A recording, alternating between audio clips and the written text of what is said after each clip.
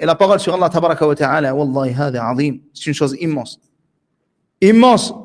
Que la personne dise au sujet d'Allah tabaraka wa ta'ala, ma la ya'lam, ce qu'il ne sait pas. Et combien de personnes, subhanallah, sont éprouvées par ça? Et ceux qui sont le plus éprouvés par ça sont sur les réseaux sociaux. Car subhanallah, les gens dans leur ville ou dans les endroits où ils sont dévoilés. Les gens se connaissent. Il y a des jeunes que tu vois sur les réseaux sociaux qui se mettent en avant et parlent sur tout sans aucune science. Et quand tu questionnes leur sujet dans leur ville, ils te disent, lui, miskin, c'est un petit qui est dans son coin, il joue, peut-être, il y en a, il joue aux jeux vidéo, il est sur son ordinateur, etc. Il n'a rien à voir avec la science religieuse.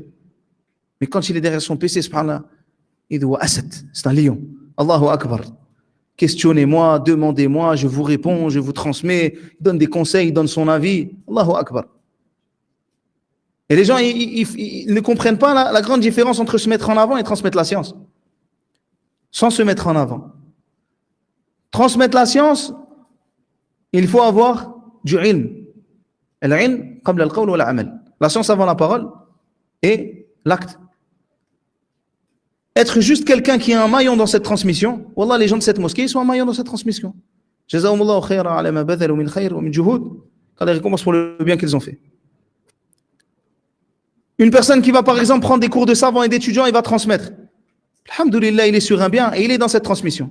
Mais personne ne t'a demandé de rajouter ton avis, ou de mettre ta photo, ou de te montrer en vidéo, ou de faire autre que transmettre. Et même si tu transmets des gens, alors transmets de la bonne façon, transmets ce qui doit être transmis de la bonne façon, en sachant ce que tu transmets. Et qui tu transmets? Il y a des gens à notre époque, subhanallah, ils transmettent un tel ou un tel, ils ne savent pas c'est qui. Au point, subhanallah, que j'ai déjà vu des conversations entre les gens, ils disent quoi? Nous voulons mettre en avant des gens, des nouveaux, pour que les gens ils voient des nouveaux. Qui t'a dit de chercher des nouvelles têtes à mettre? Alors que peut-être les savants et les étudiants, ils mettent pas en avant ces gens. Mais toi, comme tu veux faire du buzz, tu veux mettre des nouvelles têtes, tu sais que ça attire. Allahu Akbar, tu sais pas c'est qui. Et après, on se retrouve malheureusement avec des égarés qui sont mis en avant. Dont certains font les éloges de l'Halabi, certains font les éloges de un tel ou un tel. Et après, tu expliques ça aux gens. Et en fait, c'est à cause d'eux qui ont traduit des gens et qui ont mis en avant des gens auxquels on n'a pas demandé. Donc même la transmission, avant de le faire, on doit revenir vers les gens de ton pays qui ont appris. Et nous ne disons pas qu'il y a en France l'ulama. Il n'y a pas de poisson dans le désert. Et nous sommes des étudiants. Nous remercions Allah Azza wa Jal pour cela. Mais le ulama, celui qui a vu les savants, il sait la différence entre un alim et un talib ilm. Mais il sait cette grande différence. Il suffit de voir nos mashayikh, d'entendre même leurs audios, Cheikh Ahmed bin Yahya Najmi, Cheikh Zaïd ici, pour voir la différence. Mais subhanallah, il sait aussi que les gens à la tafawut, que les gens ils sont à des degrés différents. Minhum man huwa aqrabu ila al-alim wa minhum man huwa aqrabu ila al-jahil.